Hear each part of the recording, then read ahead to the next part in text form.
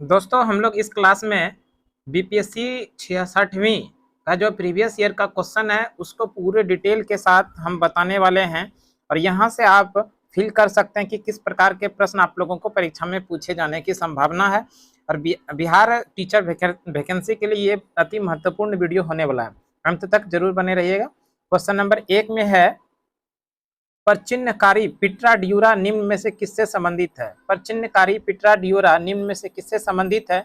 यह है दीवारों में अर्धकीमती पत्थर जड़कर फूलों की नक्काशी करना। ऑप्शन नंबर ए सही हो जाएगा। क्वेश्चन नंबर 2 में है, किस मुगल शासक ने चित्रकारी के लिए कारखाने बनवाए थे। तो ध्यान रखिएगा, अकबर ने चित्रकारी के लिए कारखाने बनवाए थे। अगला सवाल है क्वेश्चन नंबर 3, बंगाल में द्विशासन प्रणाली किसके द्वारा लागू की गई। बंगाल में द्विशासन प्रणाली जो लागू किया गया था वो रॉबर्ट क्लाइव के द्वारा लागू किया गया था। Option number C is the correct answer. ये लागू किया गया था, ध्यान रखिएगा, 1765 में। और बंगाल में द्विशासन प्रणाली को बंद हटाया वो हटाया था वॉरेन हेस्टिंग्स ने 1772 में। अगला सवाल क्वेश्चन नंबर 4 में है, इनमें से किसने 1893 में शिकागो में आयोजित धर्म संसद में भाग लिया था। 1893 में शिकागो सर्वधर्म सम्मेलन में भाग लेने के लिए स्वामी विवेकानंद गए थे। Swami Vivekananda option number B में है, तो option number B is the correct answer. अगला सवाल क्वेश्चन नंबर 5 में है, 1923 में स्वराज पार्टी का गठन किसने किया था। 1923 में स्वराज पार्टी का गठन चित्तरंजन दास और मोतीलाल नेहरू के द्वारा किया गया था। कहाँ पर, ये भी ध्यान रखिएगा, इलाहाबाद में। इलाहाबाद में 1923 में चित्तरंजन दास और मोतीलाल नेहरू के द्वारा स्वराज पार्टी का गठन किया गया था। Option number C is the correct answer. अगला सवाल है क्वेश्चन नंबर 6 में, प्रसिद्ध नाटक नील दर्पण जिसमें इंडिगो की खेती करने वाले किसानों के दमन का चित्रण किया गया है की रचना किसने की। नील दर्पण पत्रिका यानी इंडिगो की खेती करने वाले किसानों के दमन का चित्रण किया गया है दीनबंधु मित्र के द्वारा। दीनबंधु मित्र ऑप्शन नंबर डी में है, तो option number D is the correct answer. अगला सवाल है क्वेश्चन नंबर 7 में, 1760 का प्रसिद्ध वांडीवास का युद्ध अंग्रेजों द्वारा किसके खिलाफ लड़ा गया था। 1760 में प्रसिद्ध वांडीवास का युद्ध अंग्रेजों ने फ्रांसीसियों को पराजित किया था। तो फ्रांसीसी ऑप्शन नंबर सी में है, तो ऑप्शन नंबर ए में है, तो option number A is the correct answer. 1760 में वांडीवास का युद्ध हुआ था फ्रांसीसी और अंग्रेजों के बीच में। इस युद्ध में अंग्रेजों ने फ्रांसीसियों को पराजित किया था। अगला सवाल है क्वेश्चन नंबर 8 में, निम्न में से किस अधिनियम ने भारत में पृथक निर्वाचन मंडल का आरंभ किया। किस अधिनियम ने भारत में पृथक निर्वाचन मंडल का आरंभ किया। तो ध्यान रखिएगा, भारत परिषद अधिनियम 1909। भारत परिषद अधिनियम 9 के द्वारा भारत में पृथक निर्वाचन मंडल का आरंभ किया। Option number D is the correct answer. अगला सवाल है, 1831 में बुद्धो भगत के नेतृत्व में कोल विद्रोह किस क्षेत्र में हुआ था। 1831 में बुद्धो भगत के नेतृत्व में कोल विद्रोह सिंहभूम क्षेत्र में हुआ था। सिंहभूम ऑप्शन नंबर बी में है, तो option number B is the correct answer. अगला सवाल है क्वेश्चन नंबर 10 में, बिहार में 1857 के विद्रोह का नेतृत्व किसने किया था। बिहार में 1857 का जो नेतृत्व 1857 के विद्रोह का नेतृत्व किया था वो किया था वीर कुंवर सिंह ने। तो Veer Kunwar Singh option number C में है, तो option number C is the correct answer. अगला सवाल है 11 नंबर, चंपारण में इंडिगो के किसानों की दशा की ओर गांधी जी का ध्यान किसने आकर्षित किया था। चंपारण में इंडिगो के किसानों की दशा की ओर गांधी जी का ध्यान आकर्षित करने वाले नेता थे राजकुमार शुक्ल। राजकुमार शुक्ल ऑप्शन नंबर डी में है, तो option number D is the correct answer. अगला सवाल क्वेश्चन नंबर 12, प्राचीन महाजनपद मगध प्राचीन महाजनपद मगध की प्रथम राजधानी कौन सी थी। प्राचीन महाजनपद मगध की प्रथम राजधानी जो थी वो राजगिरी थी। राजगिरी ऑप्शन नहीं है इसमें, इसलिए ऑप्शन नंबर ई हो जाएगा। Option number E is the correct answer. Rajagiri या फिर आप इसी को कह सकते हैं गिरिब्रज या राजगिरी, ये प्राचीन महाजनपद मगध की प्रारंभिक राजधानी थी। अगला सवाल है क्वेश्चन नंबर 13, स्वामी सहजानंद निम्न में से किससे संबंधित थे। स्वामी सहजानंद ये बिहार में किसान आंदोलन से संबंधित थे। बिहार में किसान आंदोलन से संबंधित थे Swami Sahajanand. Swami Sahajanand option number C में है, तो option number C is the correct answer. अगला सवाल है क्वेश्चन नंबर 14, निम्न में से कौन सा भारत में गांधी जी का प्रथम सत्याग्रह आंदोलन था जिसमें उन्होंने सविनय अवज्ञा आंदोलन प्रयोग किया था? तो इस प्रश्न का जो सही होगा आंसर होगा गांधी जी के द्वारा भारत में किया गया पहला आंदोलन ये चंपारण था, तो Champaran option number A is the correct answer. अगला सवाल क्वेश्चन नंबर 15 है, निम्न में से किस हड़प्पा नगर में जूते हुए खेत का निशान मिले हैं?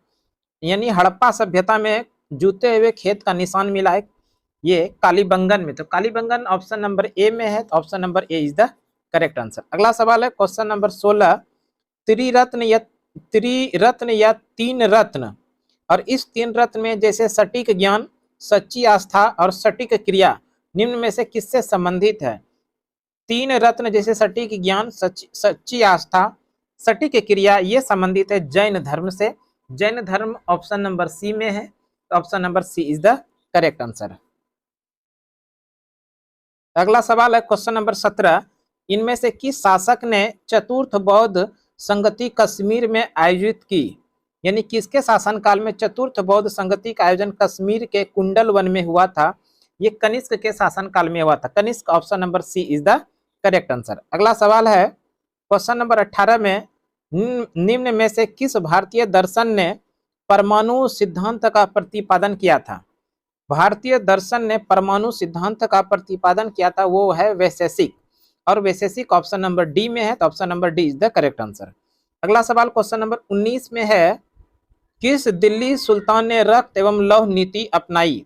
तो ध्यान रखिएगा दिल्ली सुल्तान बलबन ने रक्त एवं लौह नीति अपनाई थी, तो ऑप्शन नंबर बी में है बलबन, तो option number B is the correct answer.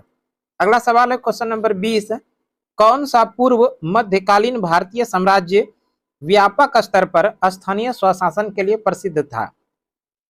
मध्यकालीन भारतीय साम्राज्य चोल शासक जो था, चोल वंश के शासक, वो स्थानीय स्वशासन के लिए प्रसिद्ध था। चोल स्वशासन ऑप्शन नंबर बी में है, तो option number B is the correct answer. अगला सवाल क्वेश्चन नंबर 21 में है, भारत का 13वां प्रधान बंदरगाह किस राज्य में स्थापित किया जाने वाला है? 13वां प्रधान बंदरगाह ये जो स्थापित किया जाने वाला है पोर्ट ब्लेयर में, याद रखिएगा यहाँ कहाँ पर, तो पोर्ट ब्लेयर, और ये पोर्ट ब्लेयर है कहाँ? पोर्ट ब्लेयर है अंडमान निकोबार में, वहीं पर 13वां प्रधान बंदरगाह स्थापित किए जाने वाला है। तो इस तरह से पोर्ट ब्लेयर इसमें ऑप्शन में नहीं है, तो ऑप्शन नंबर ई हो जाएगा उपयुक्त में से कोई नहीं, option number E is the correct answer.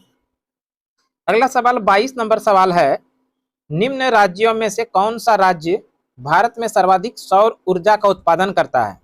तो ध्यान रखिएगा भारत में सौर ऊर्जा का सर्वाधिक उत्पादन राजस्थान करता है, तो राजस्थान ऑप्शन नंबर डी में है, तो option number D is the correct answer. Question number 23 में है, खनिज और जिले के लिए निम्न जोड़े में से कौन सा जोड़ा सही है? कौन सा जोड़ा सही है? तो ध्यान रखिएगा लाइम स्टोन ये कहाँ पर पाया जाता है? कैमूर में, तो option number A is the correct answer. Question number 24 में है, उद्योग और स्थान के लिए निम्न जोड़ी में से कौन सा जोड़ी सही नहीं है? सही नहीं है। ऑयल रिफाइनी ये तो बरौनी में होता है, सीमेंट बंजारी ये भी है सही, फर्टिलाइजर भौराई ये भी सही है, रेल डिब्बा और अभियांत्रिकी ये भागलपुर में सही नहीं है, तो इस तरह से option number D is the correct answer. अगला सवाल क्वेश्चन नंबर 15 है, बिहार में निम्न जिलों में से किस जिले में ही पीडमोंट स्वयं मिट्टी पाई जाती है? बिहार के निम्न जिलों में से किस जिले में ही पीडमोंट स्वयं मिट्टी पाई जाती है? पश्चिमी चंपारण, तो पश्चिमी चंपारण ऑप्शन नंबर सी में है, तो option number C is the correct answer.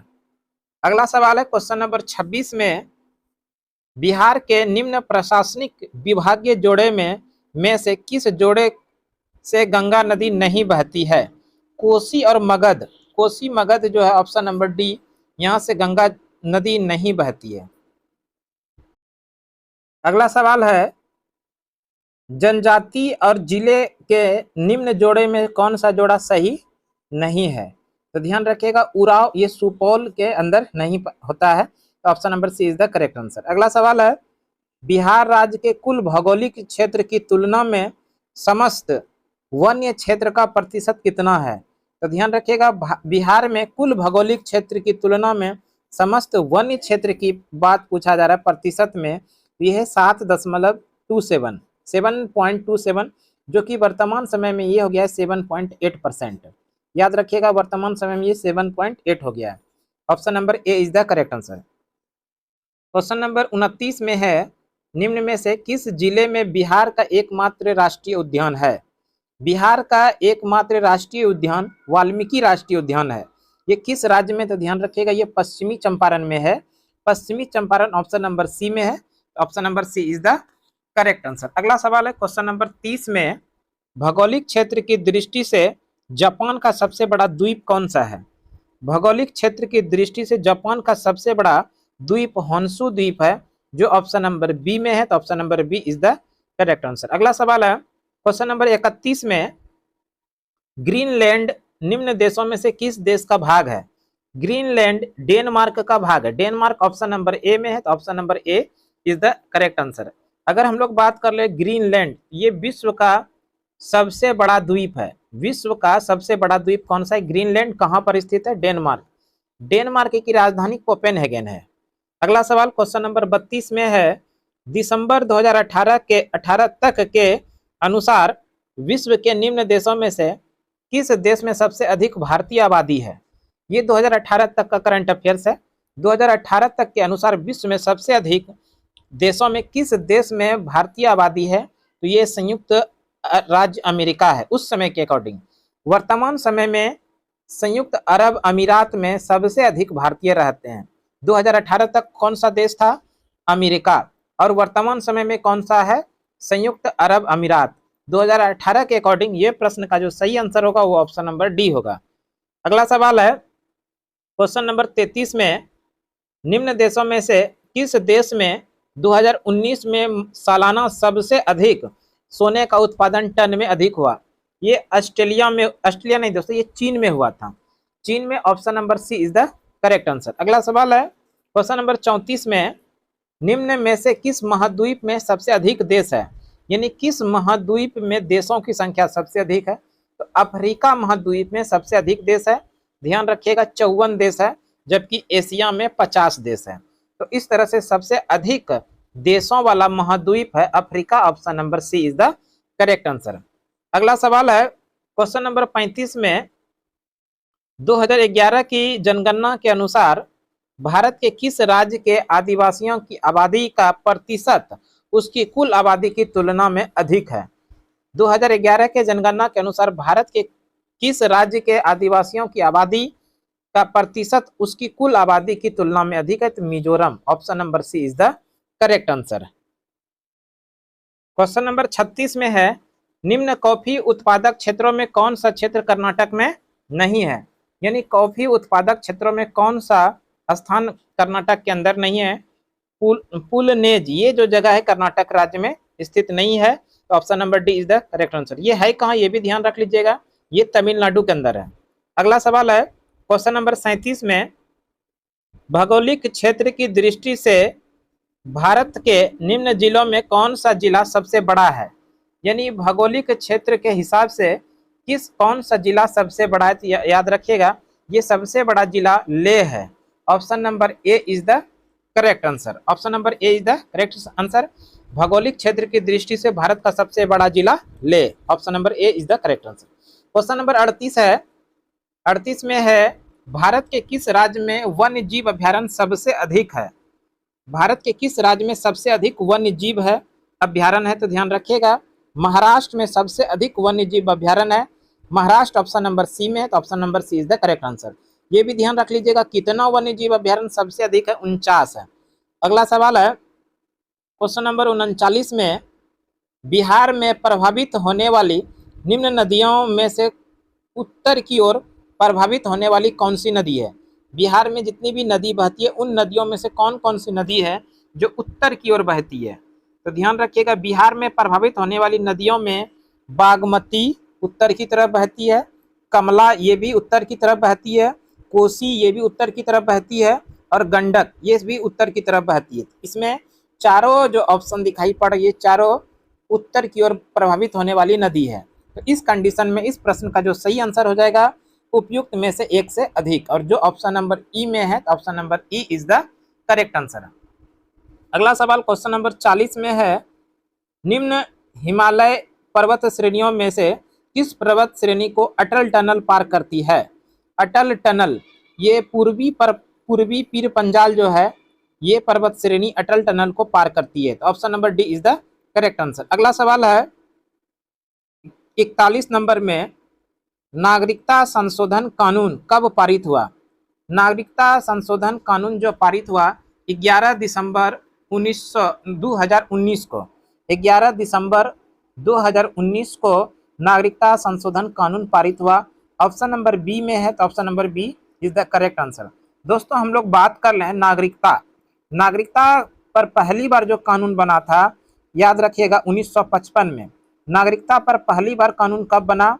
1955 में। उसके बाद 1986 में कानून बना, उसके बाद 1992 में कानून बना, और उसके बाद जो है 2003 में कानून बना, और उसके बाद 2015 में कानून बना, और आखिरी बार जो कानून बना है 2019 में संशोधन हुआ है नागरिकता पर।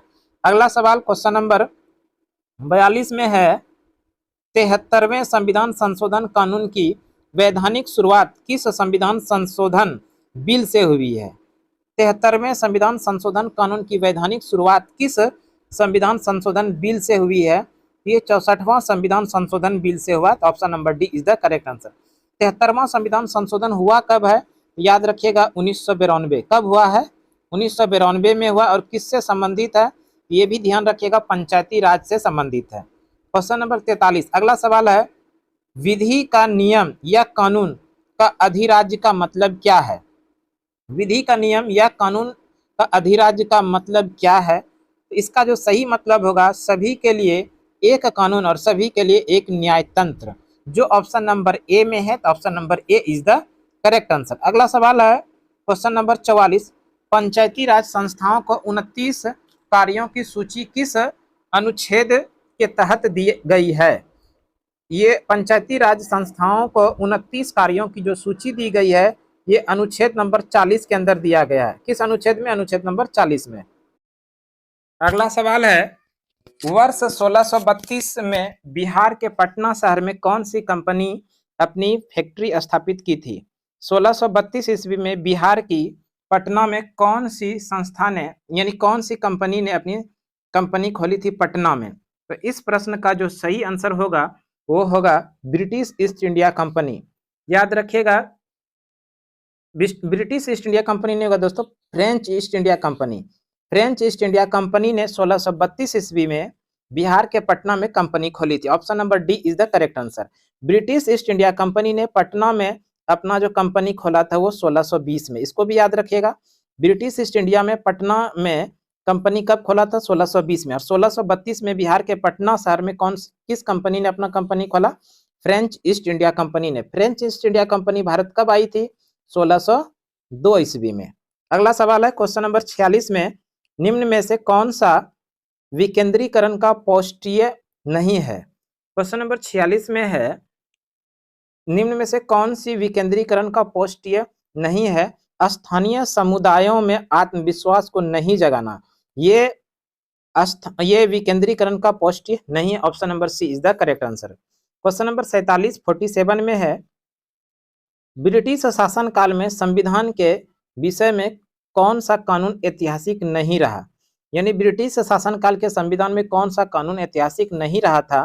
तो ध्यान रखिएगा protection of civil rights act 1955, ये कानून जो ऐतिहासिक नहीं रहा था, तो option number D is the correct answer. Question number 48 में है, संसद की नई इमारत के निर्माण की बोली किसने जीत लिया?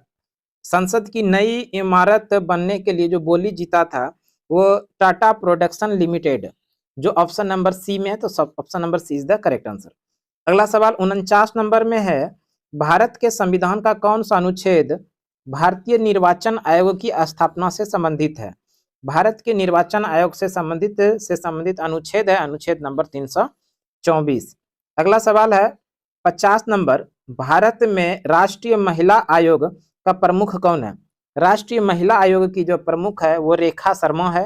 रेखा शर्मा ऑप्शन नंबर सी में है, तो option number C is the correct answer. ये भी जान लीजिए दोस्तों, भारत में महिला आयोग का गठन कब हुआ है? ये याद रखिएगा, भारत में राष्ट्रीय महिला आयोग, ये अधिनियम है 1990 का, अधिनियम 1990 का है, और बना कब है? 1992 में।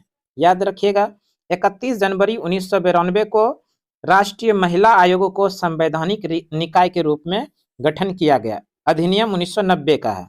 अगला सवाल 51 नंबर सवाल है, भारत में औद्योगिक क्षेत्र की उपलब्धि को मापने के लिए निम्न में से कौन सी संस्था औद्योगिक उत्पादन के सूचकांक को जारी करता है? भारत में औद्योगिक क्षेत्र की उपलब्धि को मापने के लिए कौन सी संस्था है? तो इसके लिए इसका जो सही आंसर हो जाएगा ऑप्शन नंबर सी, केंद्रीय सांख्यिकी कार्यालय, CSO। इसी के द्वारा सांख्यिकी कार्यालय, केंद्रीय सांख्यिकी कार्यालय के द्वारा औद्योगिक उत्पादन के सूचकांक जारी की जाती है। तो option number C is the correct answer. दोस्तों आज का क्लास हम लोग इतना ही रहने देंगे। अगले क्लास में हम लोग क्वेश्चन नंबर 52 से लेके आगे पढ़ेंगे। तो आज की क्लास के लिए इतना ही। अगले क्लास में फिर से अगले वीडियो में मिलते हैं, तब तक के लिए धन्यवाद दोस्तों। इस तरह का प्रश्न हम आप लोगों के लिए रेगुलर लेकर आएंगे, ताकि आने वाले एग्जाम में आपको फील हो सके किस प्रकार का परीक्षा प्रश्न पूछ सकता है। तो धन्यवाद एक बार फिर से।